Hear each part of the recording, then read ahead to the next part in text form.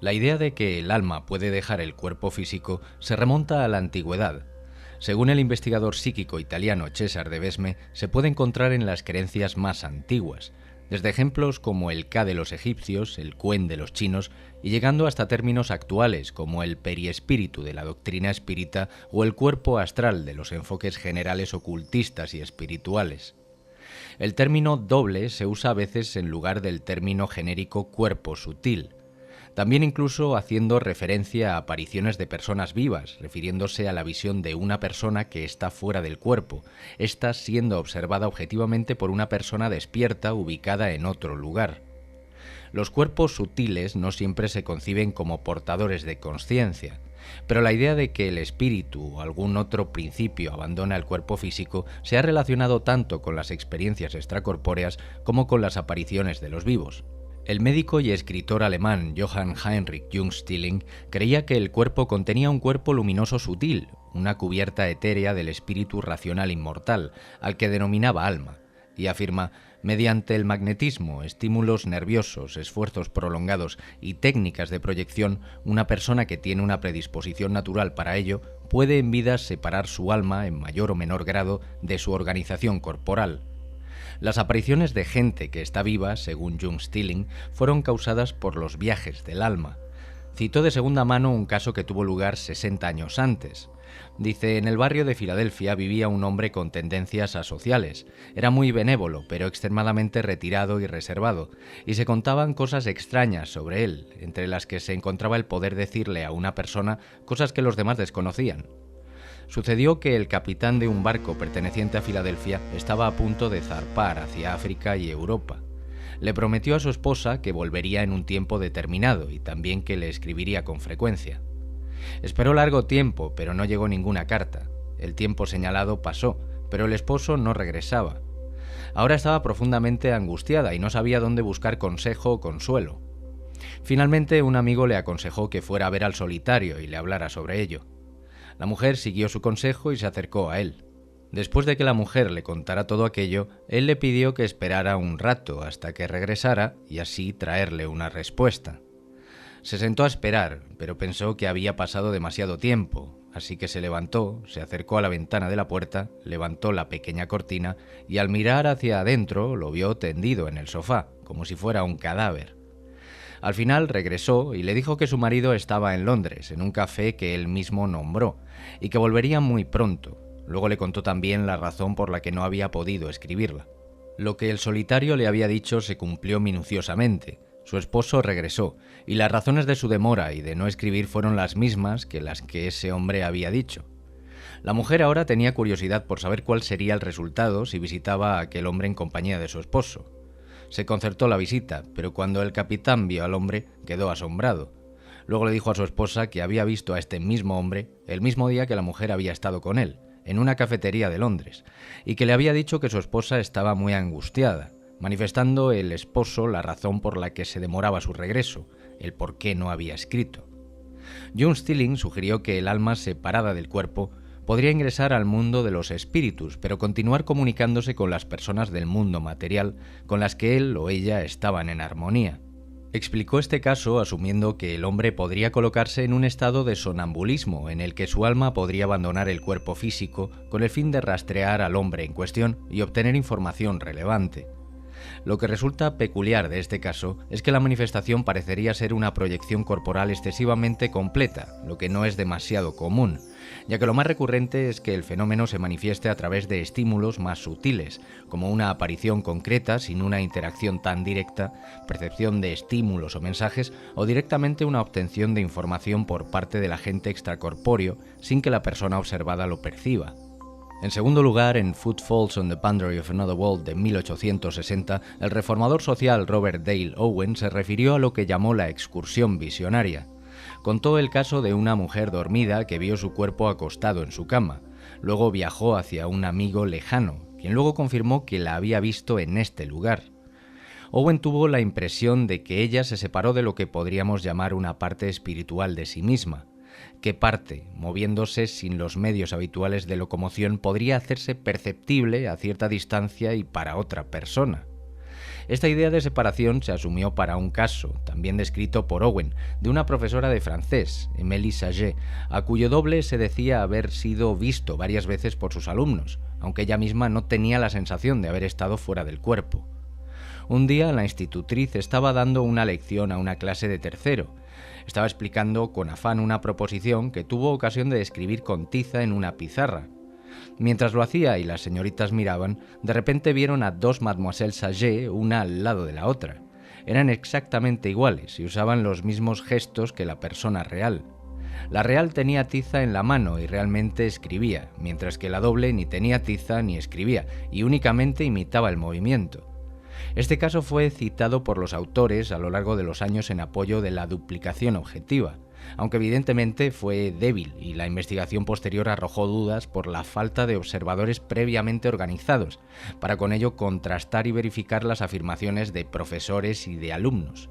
En opinión de Owen, los casos de apariciones de los vivos pusieron de manifiesto que el cuerpo espiritual puede durante la vida ocasionalmente desprenderse en diferentes grados de intensidad y percepción durante un tiempo, y que si la muerte no es más que la salida del cuerpo espiritual de su asociado temporal, luego, en el momento de su salida, es ese cuerpo espiritual que a lo largo de la vida puede haber estado ocasional y parcialmente desprendido del cuerpo natural.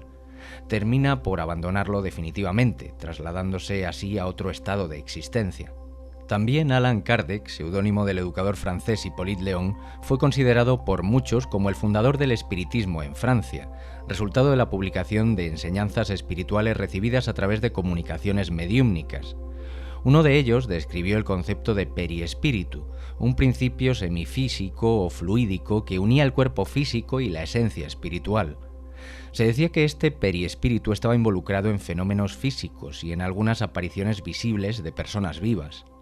En el sistema de Kardec, fenómenos como la clarividencia y el trance hipnótico representaban la liberación temporal del espíritu del cuerpo físico. Del mismo modo, consideraba que los sueños son el producto de la emancipación del alma que se vuelve más independiente por la suspensión de la vida activa y relacional, a pesar de su relación corporal con los estímulos del cerebro. Kardec discutió el fenómeno de la bicorporeidad, casos en los que las apariciones de los vivos se vieron a distancia del cuerpo físico. Presentó una explicación que fue dada a través de uno de los médiums espíritas. Dice: el espíritu o el alma, como usted lo llama, abandona su cuerpo seguido de la parte de su periespíritu y deja la materia impura, en un estado más cercano a la muerte. Se dice cerca de la muerte porque en el cuerpo se deja un vínculo que conecta el periespíritu y el alma con la materia. El cuerpo aparece entonces en el lugar solicitado. Por otro lado, también William H. Harrison, un editor y espiritualista inglés, describió casos de viajes espirituales en Spirits Before Arise en 1879. Él estaba interesado en la aparición ocasional del espíritu de una persona en un lugar en el momento en el que su mismo cuerpo físico está muriendo en otro diferente. Las apariciones de los vivos le sugirieron que cuando la vitalidad corporal está disminuyendo, el espíritu humano puede abandonar temporalmente su vivienda terrenal. Harrison también pensaba que algunas de estas apariciones, en particular aquellas que parecían capaces de abrir puertas y desplazar objetos, podrían ser físicas, capaces de ser materializadas de forma objetiva. Las personas que eran vistas con frecuencia como apariciones podrían estar tan fisiológicamente constituidas que sus espíritus se ven con frecuencia en el lugar al que se dirigen sus pensamientos. Por otro lado, Adolphe Dacier, psíquico francés especialista en gramática y lenguaje, propuso que los seres humanos están constituidos por un fantasma interno que puede aparecer tanto durante la vida como después de la muerte de la persona. En Humanidad Póstuma, un estudio de fantasmas, escrito en 1883, escribió: algunas personas recuerdan con mayor precisión todo lo que han hecho, visto u oído. Otros solo captan reminiscencias vagas alternadas con perfectos espacios en blanco, y otros no recuerdan el papel que han desempeñado durante su sueño letárgico. Este doble podría tener propiedades físicas similares a las del cuerpo físico, estando ligado a la consciencia que lo habita a través de filos invisibles. Y después añade: el niño que sale del cuerpo de su madre está unido a ella por un sistema vascular que le da fuerza y vida. Lo mismo ocurre en esta duplicación. El fantasma humano está constantemente en relación inmediata con el cuerpo físico. Lazos invisibles conectan tan íntimamente los dos extremos de la cadena que cualquier accidente que ocurra en uno de los dos polos repercute instantáneamente sobre el otro. Dacier señaló que si bien el doble se parece al cuerpo físico, al ser menos denso puede atravesar paredes y muros. Hay casos en los que el doble y el cuerpo físico pueden verse de cerca. Sin embargo, por otro lado, las apariciones del doble no son tan comunes. Ideas sobre el tema también fueron propuestas por el erudito clásico e investigador psíquico Frederick Myers. Myers no estuvo de acuerdo con la explicación propuesta por su colega Edmund Gurney, de que una aparición de los vivos es una alucinación telepática.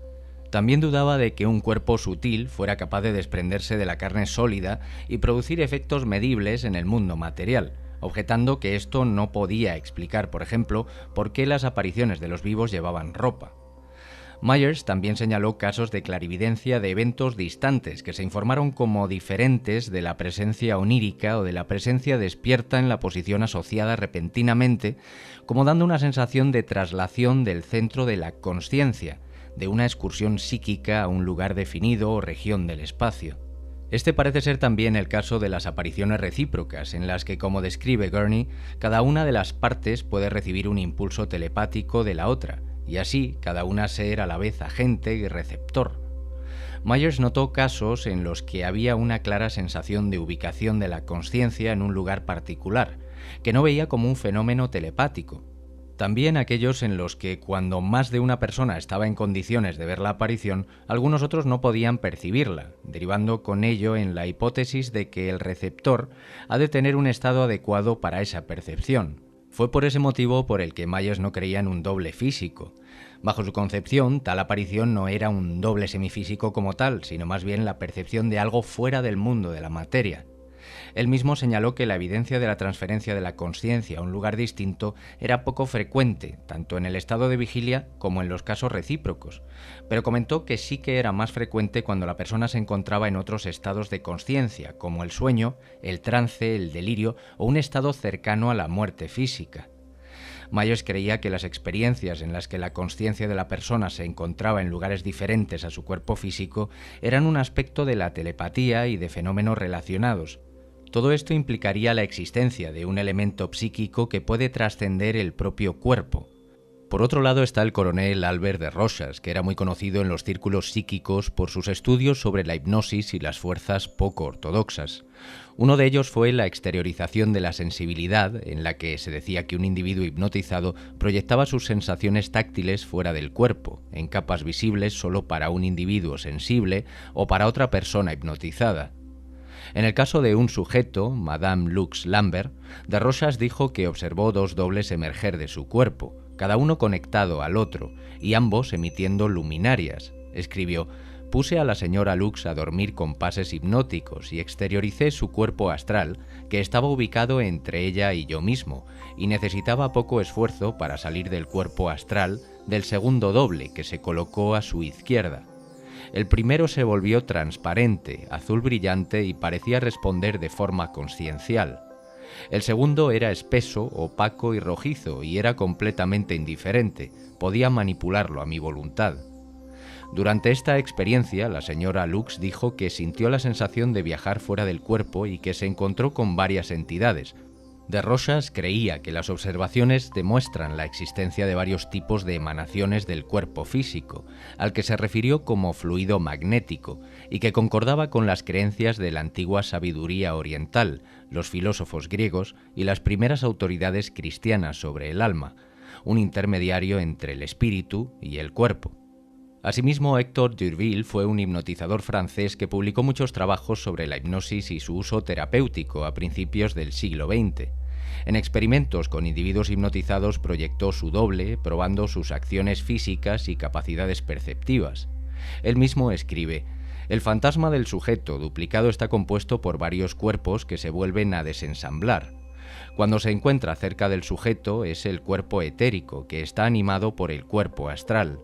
Cuando está lejos por algún tiempo abandona su forma etérica y se separa del astral, que a partir de entonces es animado por el cuerpo mental. En ese momento el cuerpo etérico, asiento de la vitalidad, reingresa al sujeto para animarlo, porque sin él la vida física no se puede prolongar por mucho tiempo.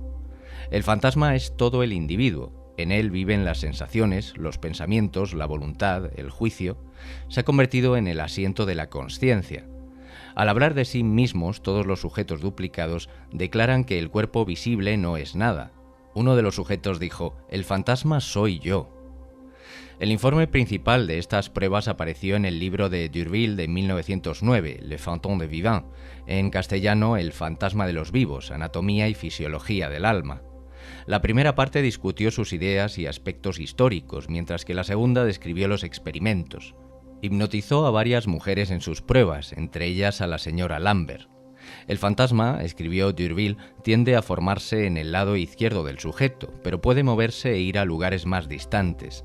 Las partes constituyentes de este doble escapan en forma de emanaciones de todas las partes del cuerpo del sujeto, pero principalmente de la frente, la coronilla, la garganta, la región epigástrica y el bazo. Asume la forma del sujeto y parece luminoso.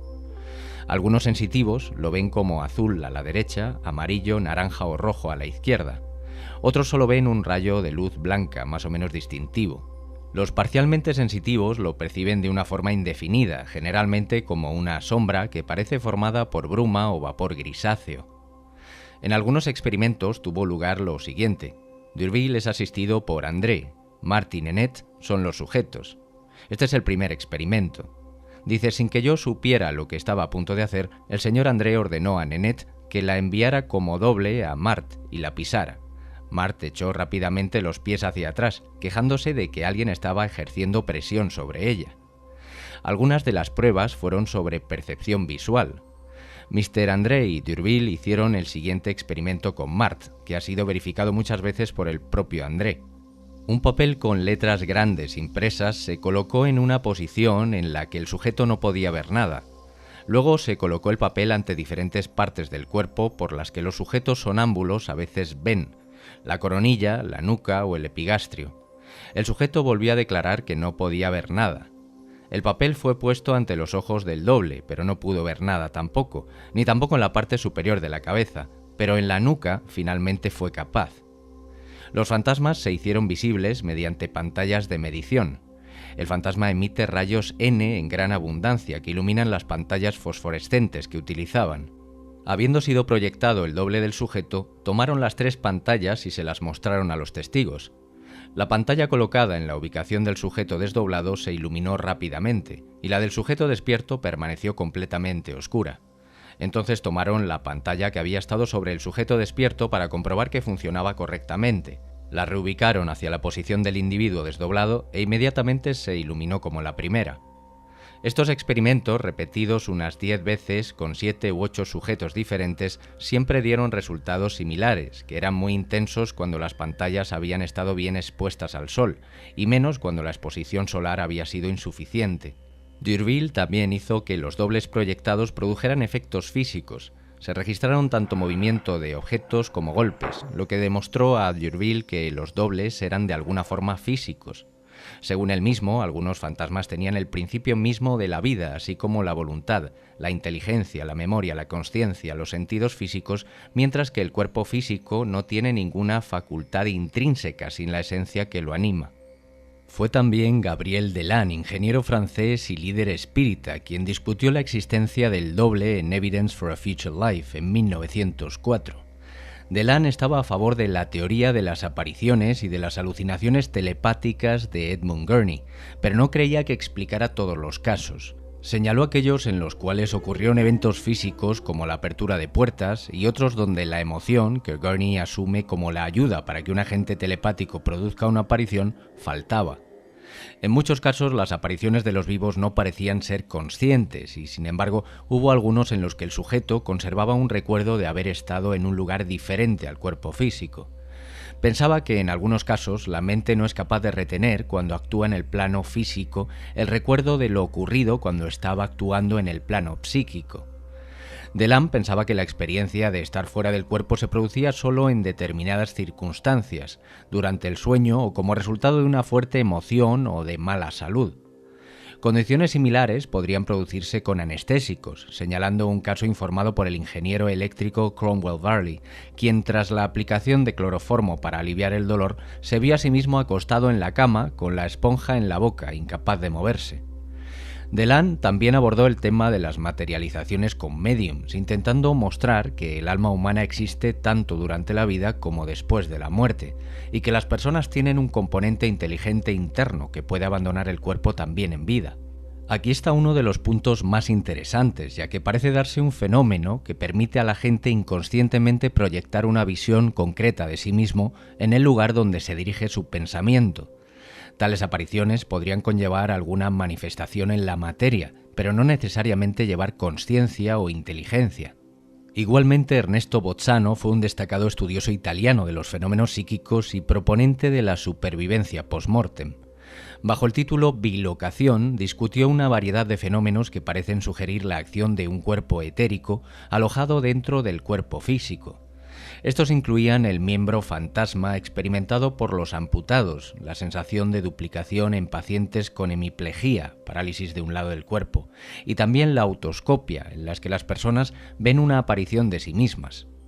Bozzano también aludió a casos en los que la consciencia personal se transfiere al fantasma y casos en los que el fantasma doble es percibido solo por un tercero, como en algunas apariciones de los vivos y las experiencias de personas en el lecho de muerte, que ven un cuerpo sutil, niebla o emanaciones luminosas provenientes del cuerpo del moribundo.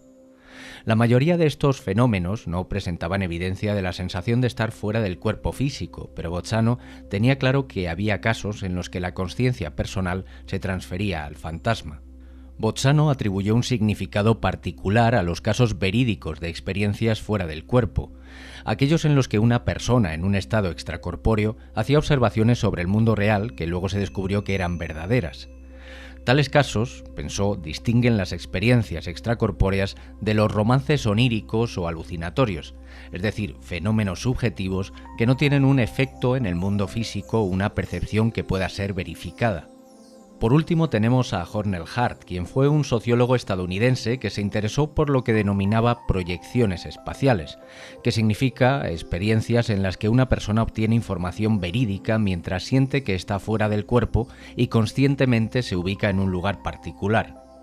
Hart analizó 99 casos verídicos, clasificando las circunstancias y buscando patrones comunes entre sus características. También se centró en las experiencias extracorpóreas vistas como apariciones, analizó de estas 165 casos publicados y cuantificó sus características. Hart creía que las proyecciones espaciales proporcionan visiones internas de los fenómenos observados externamente en conexión con la aparición de los vivos. Al comparar las características de las apariciones a través de las experiencias extracorpóreas con las apariciones de los moribundos, donde falta esa evidencia clara de la experiencia consciente, apenas encontró diferencias entre ambas. Al ser experiencias casi idénticas, parecería ser que estamos hablando de algo real. En un artículo posterior, Hart subrayó la importancia de esto para el debate sobre la supervivencia post-mortem, habiendo demostrado que las proyecciones espaciales son experiencias genuinas, y él comenta: dado que esas proyecciones conscientes de la vida son en la mayoría de los aspectos esencialmente indistinguibles de todos los tipos de apariciones de los fallecidos, cobra fuerza la hipótesis de que algunos de los tipos más frecuentes de estas apariciones de los muertos presumiblemente llevan consigo los recuerdos y propósitos de la personalidad que representan, y que por tanto constituyen evidencia de la supervivencia de lo que somos más allá de la muerte corporal.